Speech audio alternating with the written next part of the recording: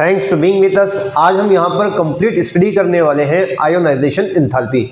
Ionisation enthalpy हम यहाँ पर जो है basic level to standard level और यहाँ पर कॉम्पिटिटिव लेवल का टॉपिक को कवर करने की कोशिश करेंगे। दैट मीन्स हम यहाँ पर कंप्लीट एक्सप्लेनेशन देखेंगे आयोनाइजेशन एंथैल्पी किसे कहते हैं, इसका एक्रोस अ पीरियड क्या बिहेवियर होता है, कैसे ट्रेंड शो करता है, एक्रोस अ ग्रुप किस तरह से ये बिहेवियर शो करता है, और आयोनाइजेशन फर्स्ट सेकेंड थर्ड किस तरह से चेंज होती है और उसके रीजंस क्या है, उसका बैकग्राउंड थीम क्या है, एक्चुअल कंसेप्ट किसे कहते हैं आयोनाइजेशन एनर्जी, ये यहाँ पर आयोनाइजेशन एंथैल्पी किसे कहते हैं, इसको भी हम थोड़ा सा क्लियरिफाई कर लेते हैं। Ionization energy that means the amount of energy required to remove an 1 mole of electron from isolated gaseous atom. यहाँ पर वो एनर्जी जो 1 मोल इलेक्ट्रॉन रिमूव करने के लिए आइसोलेटेड गैसियस एटम के वैलेंस शेल से इलेक्ट्रॉन रिमूव करने के लिए जो एनर्जी रिक्वायर्ड होती है, उस एनर्जी को कहा जाता है आयोनाइजेशन एंथैल्पी और आयोनाइजेशन एनर्जी। इसके लिए सिंबल जो यूज किया जाता है, इसको हम यहाँ पर डायग्रामेटिकली समझेंगे टॉपिक को, कि यहाँ पर हमने कंसिडर करते हैं कि लिथियम एटम लिया है और लिथियम का एटॉमिक नंबर आपको पता है, उसका एटॉमिक नंबर है 3 यहाँ पर, और उसमें इलेक्ट्रॉन होते हैं 1s2 2s1।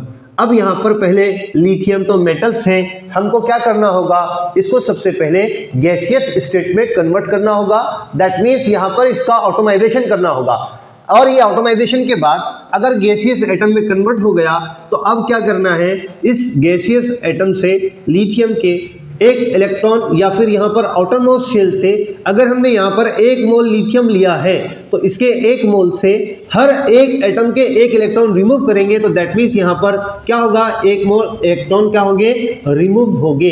1 मोल इलेक्ट्रॉन क्या होंगे, रिमूव। एक एटम से 1 इलेक्ट्रॉन, तो 1 मोल एटम से 1 मोल इलेक्ट्रॉन रिमूव होंगे। तो यहाँ पर हम क्या कर रहे हैं, लिथियम के आउटरमोस्ट शेल से इलेक्ट्रॉन रिमूव करने के लिए एनर्जी अप्लाई करेंगे। यहाँ एनर्जी रिक्वायर्ड होगी, इसको एनर्जी लगेगी, तो ये इलेक्ट्रॉन यहाँ से क्या हो जाएगा, रिमूव हो जाएगा। तो यहाँ पर इलेक्ट्रॉन रिमूव करने के लिए 1 मोल इलेक्ट्रॉन 1 मोल गैसियस एटम से रिमूव करने के लिए जो एनर्जी रिक्वायर्ड होती है, उसको हम कह रहे हैं आयोनाइजेशन एंथैल्पी और आयोनाइजेशन एनर्जी। और डेफिनेशन अभी मैंने कहा था, द एंथैल्पी, एक डेफिनेशन ऐसा भी है इसका, enthalpy change during a removal of an electron from isolated gaseous atom.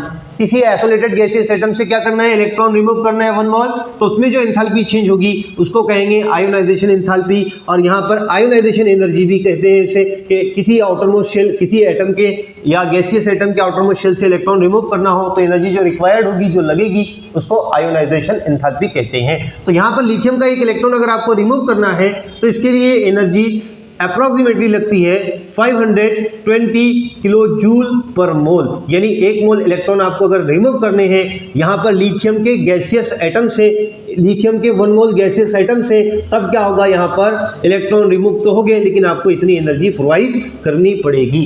अब ये आयोनाइजेशन एंथैल्पी जो है, या जिसे हम आयोनाइजेशन एनर्जी कह रहे हैं, इसको जनरल जो सिंबॉलिक रिप्रेजेंटेशन होता है उसको बताया जाता है डेल आयन H से। और कभी यहाँ पर आयोनाइजेशन एनर्जी का जो कंसेप्ट है उसको यहाँ पर IE का भी रिप्रेजेंटेशन दिया जाता है।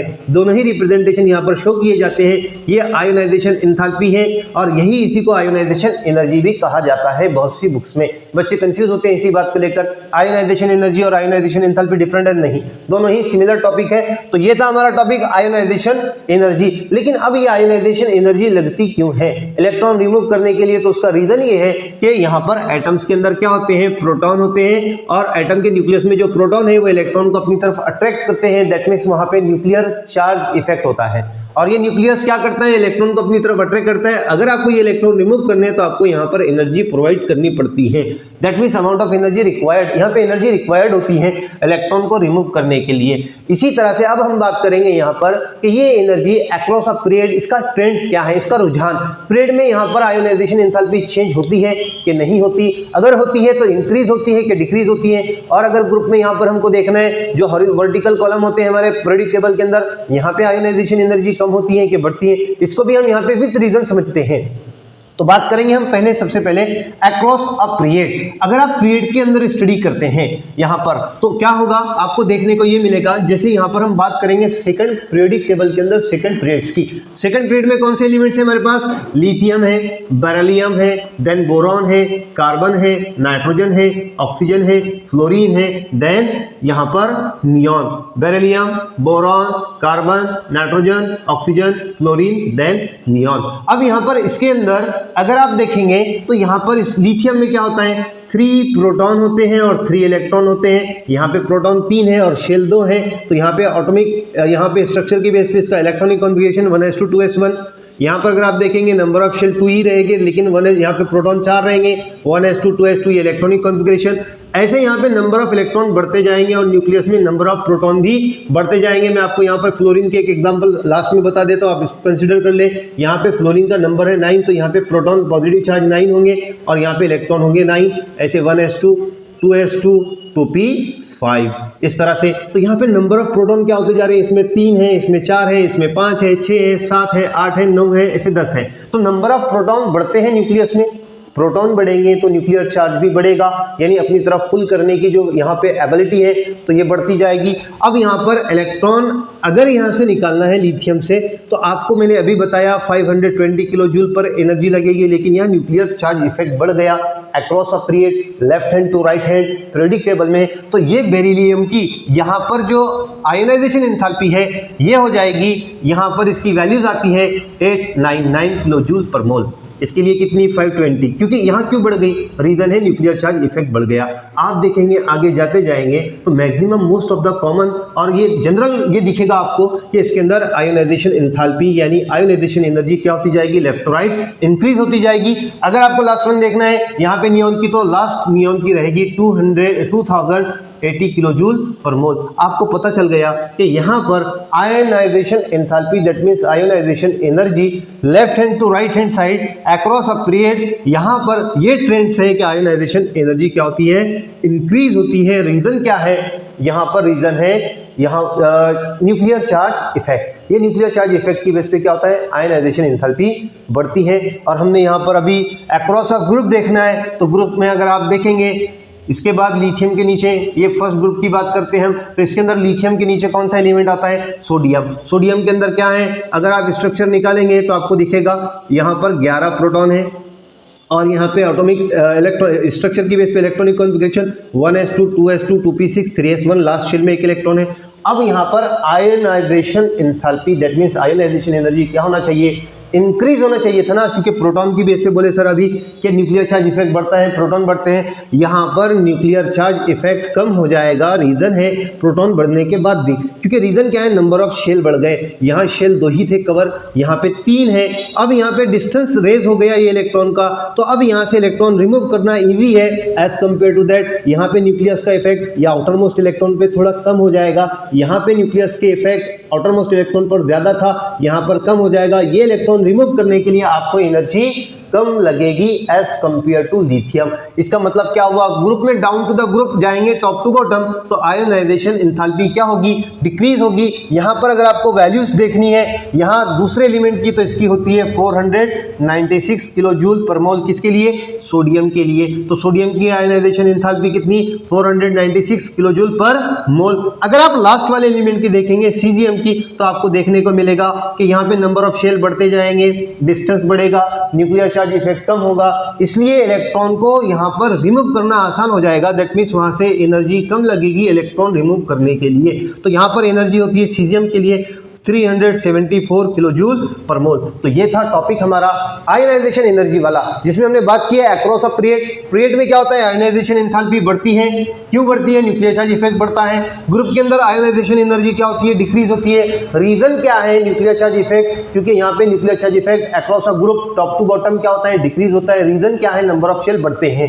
नंबर ऑफ शेल बढ़ेंगे तो इफेक्ट न्यूक्लियस का कम होता जाएगा, इसलिए इलेक्ट्रॉन रिमूव करना आसान होगा। तो ये थी जनरल बात कि यहाँ पे across across a period ionization energy बढ़ती है और ग्रुप में कम होती है। और आयोनाइजेशन एनर्जी का कंसेप्ट भी आपके समझ में आया होगा कि आउटरमोस्ट शेल से इलेक्ट्रॉन रिमूव करने के लिए जो एनर्जी रिक्वायर्ड होती है उसे आयोनाइजेशन एनर्जी कहते हैं, आयोनाइजेशन एंथैल्पी कहते हैं। नेक्स्ट टॉपिक इसमें हम ये बात करने वाले हैं कि आयोनाइजेशन फर्स्ट, सेकेंड, थर्ड ये क्या है। अगर आप बुक में देखेंगे तो आपको जनरल ये देखने को मिलता है कि ionization first, ionization second, ionization third. अभी मैं यहाँ पर एक एग्जांपल के जरिए समझाता हूँ आपको। जैसे ऐसे नजर आता है IE1, IE2, IE3। That means अगर आपको पहला इलेक्ट्रॉन रिमूव करना है उसके लिए एनर्जी कितनी लगेगी, यानी फर्स्ट आयोनाइजेशन एनर्जी कहते हैं। अगर किसी एटम से एक इलेक्ट्रॉन रिमूव कर रहे हैं, अगर उसी एटम से अगर आपने इलेक्ट्रॉन रिमूव करने के बाद दूसरा इलेक्ट्रॉन रिमूव कर रहे हैं तो उसको कहेंगे IE2 यानी सेकंड आयोनाइजेशन एनर्जी और सेकंड आयोनाइजेशन एंथैल्पी। और अगर उसी एटम से या आयन से आप तीसरा इलेक्ट्रॉन रिमूव कर रहे हैं तो उसको कहेंगे IE3। और ये ionisation enthalpy first, second, third ये भी बढ़ती जाती है। उसका रीजन वही है, न्यूक्लियर चार्ज इफेक्ट रेज होता है इलेक्ट्रॉन के रिमूव होने के बाद। जैसे एग्जांपल देखेंगे हम यहाँ पर स्कैंडियम। स्कैंडियम के अंदर एटॉमिक नंबर है 21, इसका electronic configuration 1s2, 2s2, 2p6, 3s2, 3p6, 4s2, 3d यहाँ पर 1। आउटरमोस्ट शेल के अंदर यहाँ पर जो है तो S में 2 इलेक्ट्रॉन है और D में 1 इलेक्ट्रॉन है। अगर आपको यहाँ पर एक फर्स्ट इलेक्ट्रॉन निकालना है स्कैंडियम से तो उसके लिए एनर्जी रिक्वायर्ड होती है 632 kilo joule per mole. That means IE first for scandium is 632 kilo joule per mole. इतनी एनर्जी लगती है 1 मोल इलेक्ट्रॉन, 1 मोल स्कैंडियम से रिमूव करने के लिए 1 इलेक्ट्रॉन पहला इलेक्ट्रॉन। लेकिन अगर उसी स्कैंडियम पॉजिटिव चार्ज से अगर आपको सेकंड वन इलेक्ट्रॉन निकालना है, दैट मीन्स आयोनाइजेशन सेकंड, दूसरा इलेक्ट्रॉन जब आप निकालोगे स्कैंडियम आयन से तो वहां पर एनर्जी इससे ज्यादा लगेगी और उसकी वैल्यूज होगी 1245 किलो जूल पर मोल। रीजन क्या है, न्यूक्लियस इफेक्ट बढ़ जाता है। यहाँ पे सेकंड आयोनाइजेशन एंथैल्पी अगर बढ़ रही है तो मैं रीजन बताता हूँ आपको कि आपने जब यहाँ पर स्कैंडियम के अंदर में पहला इलेक्ट्रॉन निकाला था तो वहां पर तो न्यूट्रल कंडीशन थी। लेकिन अगर स्कैंडियम पॉजिटिव की बात करें तो स्कैंडियम पॉजिटिव के अंदर में 21 पॉजिटिव प्रोटॉन होते हैं और 20 ही इलेक्ट्रॉन रहेंगे शेल में। और ये 20 इलेक्ट्रॉन पॉजिटिव 21 प्रोटॉन अपनी तरफ ज्यादा अट्रैक्ट करेंगे। तो अब अगर एक्स्ट्रा इलेक्ट्रॉन और एक इलेक्ट्रॉन निकालना है तो यहाँ न्यूक्लियर चार्ज का इफेक्ट बढ़ गया तो ये अपनी तरफ इलेक्ट्रॉन ज्यादा अट्रैक्ट करेगा और आपको निकालना रहेगा तो आपको एनर्जी ज्यादा लगेगी। इसलिए सेकंड इलेक्ट्रॉन निकालना है, आयोनाइजेशन सेकंड क्या होगी, ज्यादा लगेगी। कितनी, 1245 किलो जूल पर मोल, इतनी एनर्जी लगेगी। इसके बाद नेक्स्ट वन है, अगर आपको थर्ड इलेक्ट्रॉन रिमूव करना है स्कैंडियम डाइपॉजिटिव से निकालना पड़ेगा तो यहाँ पर जो एनर्जी रिक्वायर्ड होगी तीसरा इलेक्ट्रॉन रिमूव करने के लिए उसको कहेंगे IE3 आयोनाइजेशन एंथैल्पी थर्ड। और ये उससे भी ज्यादा होगी, इसकी वैल्यूज होगी 12,450 किलो जूल पर मोल। रीजन क्या है, वही मैंने कहा, न्यूक्लियर चार्ज इफेक्ट। तो ये कंप्लीट टॉपिक था आयोनाइजेशन एनर्जी को लेकर। हमने बात की है पहले यहाँ पर आयोनाइजेशन एंथैल्पी क्या होता है। दूसरी बात हमने यहाँ पर देखा है कि आयोनाइजेशन एंथैल्पी का डायग्रामेटिकली रिप्रेजेंटेशन।